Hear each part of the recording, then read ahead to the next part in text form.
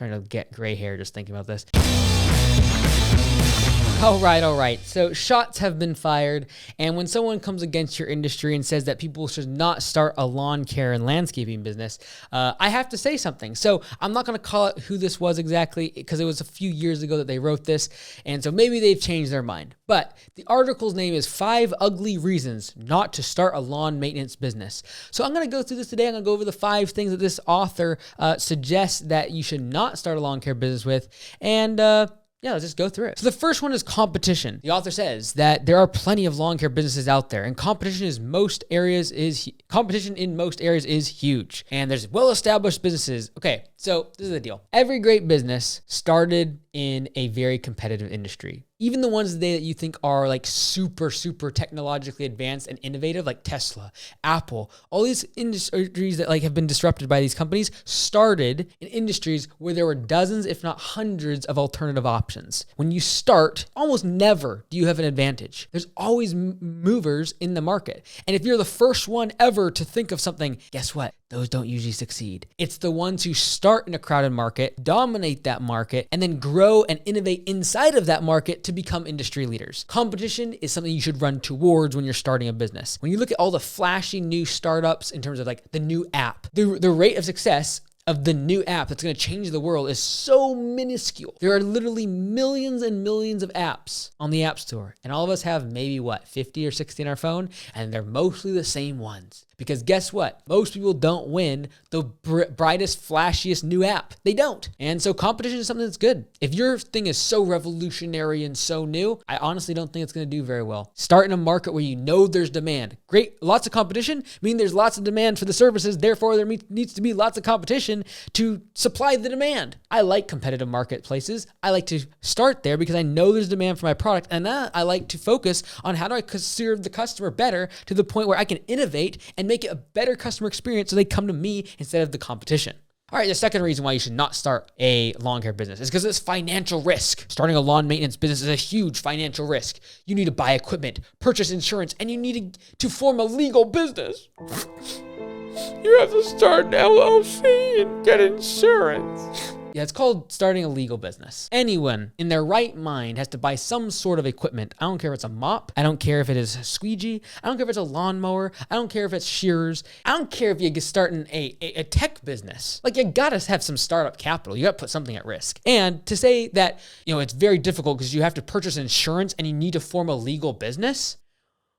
What other business would you start that you don't start a legal business? It's just like, there's only, what are you going to do? Do pot and drugs on the street? Like, yeah, you don't need a legal business for that. Probably not the best option for you though. Goodness gracious. That all can cost quite a bit and might even require to take out a loan or borrow money elsewhere. Like, honestly, lawn care maintenance has one of the lowest barriers to entry. And that's why there's so many competitors. There's over 600,000 landscapers in the United States. And it's because it's easy to get started. For a few $1,000s, you can be up and running. And that leads to a lot of competition. But it also leads to an awesome opportunity to get to profitability within a year or two or less if you grow slower. Whereas there are businesses that spend 5, 10, 15, 20 years in unprofitable territory before they become profitable because they're extremely capital intensive. Amazon was not profitable for 10, 15 years prior to ever making a single dollar in profit. So we should not start Amazon because we would have to start a legal business and we'd have to get insurance. And what would we do if people drop off packages at the wrong house and then people steal the packages and this is business. There's risks. There's absolutely risk to capital. There's risk legally.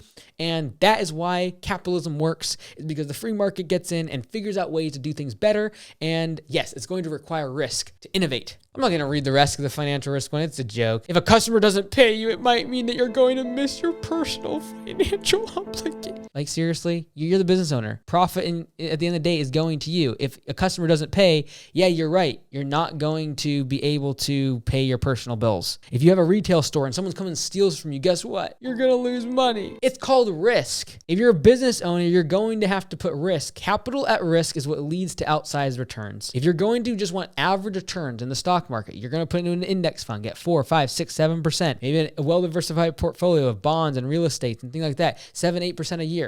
If you want to have outsized returns on your capital. You're going to have to put it at risk. All right, let's move on. Next one. Starting to get gray hair just thinking about this. All right, this is hilarious. Look at this. Just the caption on this thing. I'm going to show it to you. Extreme stress. And you can see the little video here of this cat. Like, it's just hilarious. Starting a lawn maintenance business can be extremely stressful. You have to deal with bad customers, difficult employees, legal barriers, and everything else that comes with the territory. We're going into battle because we are starting a lawn care business. The stress that comes with owning your own business can far exceed a regular day job. Well then, yeah, of course. But my goodness, like being your own boss sounds nice, but in reality, your customers are your boss. Yeah, that's true for every single industry. If you don't make the customers happy and they don't buy from you, you don't make any money and you go out of business. They determine your pay, your hours, and your livelihood. Mercy. Okay, let's move on. Fourth one, time consuming. In case you think I'm making this up, this is an actual article that someone wrote and spent their good time, their daytime, their limited time on this earth was spent writing this article. Next one, it's time consuming. Starting a lawn care business is time consuming. If you're starting on your own, you wear 1,000 different hats. Okay,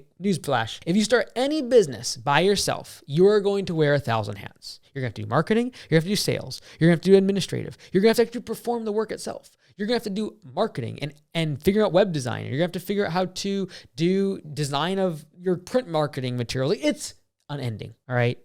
So if you think it was going to be easy, then you should just go get a job. It's going to be time consuming. Mercy. Here we go. Let's keep writing before I lose all my brain cells. My IQ drops to negative territory. You're in charge of sales. You're in charge of accounting. You're the service tech and you're an office manager. It becomes a balancing act that inevitably eats into a whole lot of your day. Like, this is the reality of it. And if you don't believe these things, then you're not going to stick around in entrepreneurship very long. You're going to eventually hit a recession and you're going to have a bad day. You're going to have a bad day.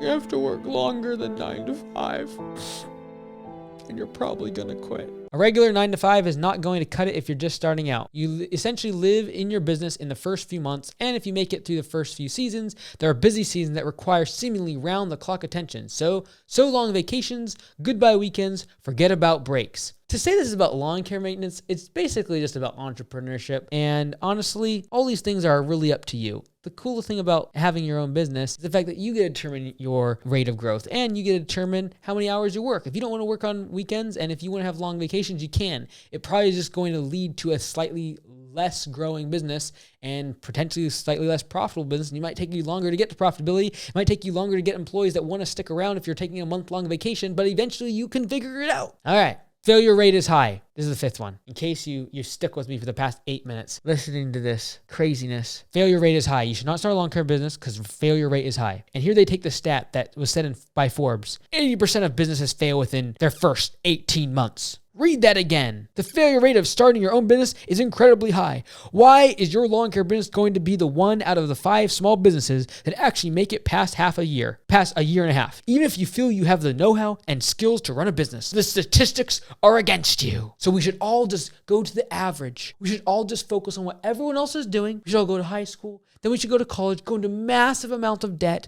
Then we should just wait until we're in our 40s to buy a house. Wait until we're in our 50s to start thinking about retirement. Wait until we're in our 60s to get our first real estate property. We should wait until we're in our 70s before we ever own a business. Like, it's just hurting my head. Oh, yeah. If you think of all those things, you probably shouldn't start your own business. But if you're thinking about starting a lawn care business, in my opinion, it's like every other business. It's stressful. It's very hard to ramp up. You're going to wear a million different hats. You're going to work crazy hours if you want to grow fast. And at the end of the day, you choose to do it because you want to have the flexibility and you're willing to put in the work for 5-10 years in order to build something that's going to build generational wealth. That's going to provide for you and your family for 40, 50, 60 years. You want to create jobs in your local community. You want to be able to create wealth that isn't taxed at 30 and 40% by the government. And you want to create a future for your family to be able to work inside the business and to change what potentially was poverty in your family, for your family, your brothers, your sisters, your family. Like, all right.